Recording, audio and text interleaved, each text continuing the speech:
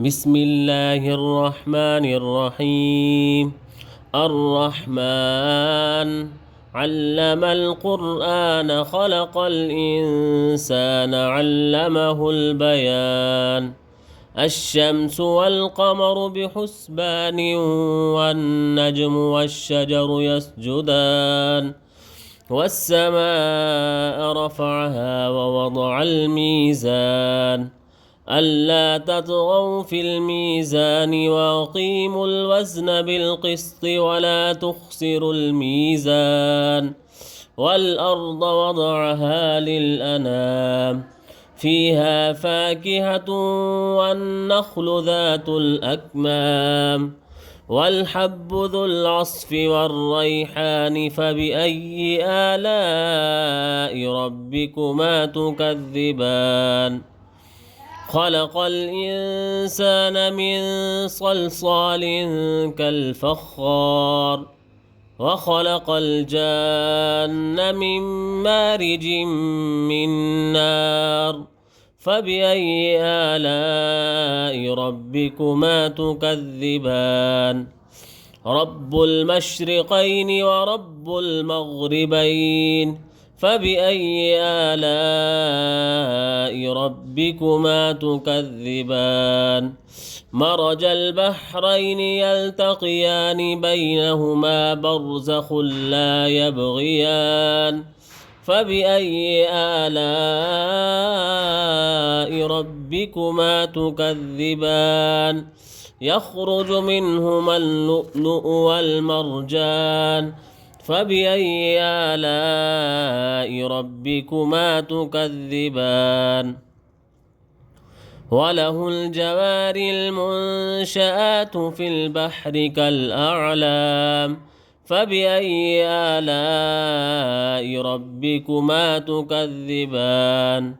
كل من عليها فان ويبقى وجه ربك ذو الجلال والإكرام فبأي آلاء ربكما تكذبان. يسأله من في السماوات والأرض كل يوم هو في شأن فبأي آلاء ربكما تكذبان. سنفرغ لكم أيها الثقلان فبأي آلاء ربكما تكذبان. يا معشر الجن والإنس إن استطعتم أن تنفذوا من أقطار السماوات والأرض فانفذوا لا تنفذون إلا بسلطان فبأي آلاء ربكما تكذبان.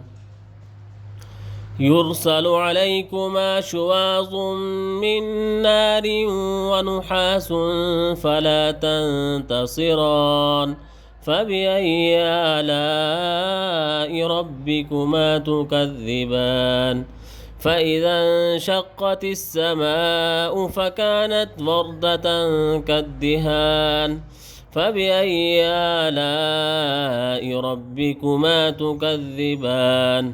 فيومئذ لا يسأل عن ذنبه إنس ولا جان فبأي آلاء ربكما تكذبان. يعرف المجرمون بسيماهم فيؤخذ بالنواصي والأقدام فبأي آلاء ربكما تكذبان.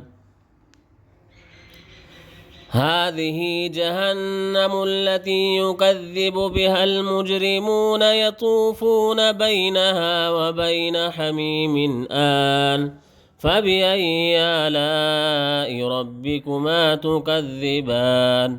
ولمن خاف مقام ربه جنتان فبأي آلاء ربكما تكذبان. ذواتا أفنان فبأي آلاء ربكما تكذبان.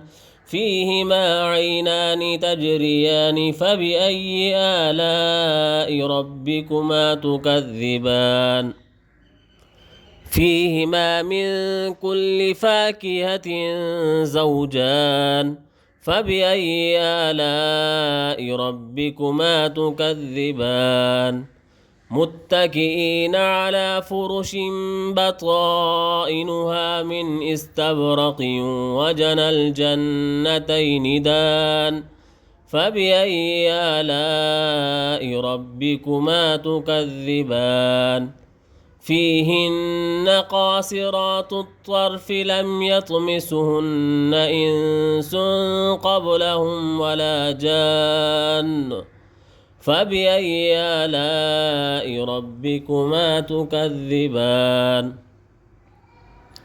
كأنهن الياقوت والمرجان فبأي آلاء ربكما تكذبان هل جزاء الإحسان إلا الإحسان فبأي آلاء ربكما تكذبان ومن دونهما جنتان فبأي آلاء ربكما تكذبان مدهامتان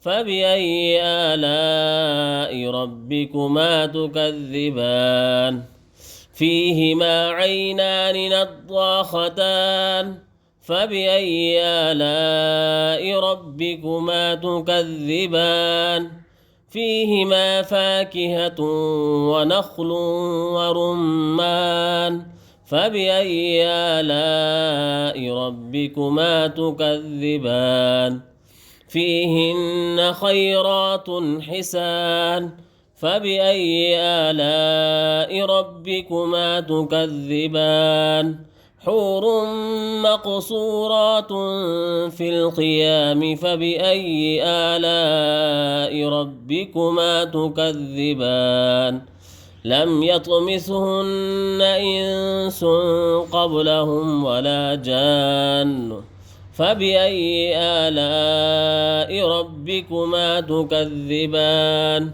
متكئين على رفرف خضر وعبقري حسان فبأي آلاء ربكما تكذبان تبارك اسم ربك ذي الجلال والإكرام صدق الله العظيم.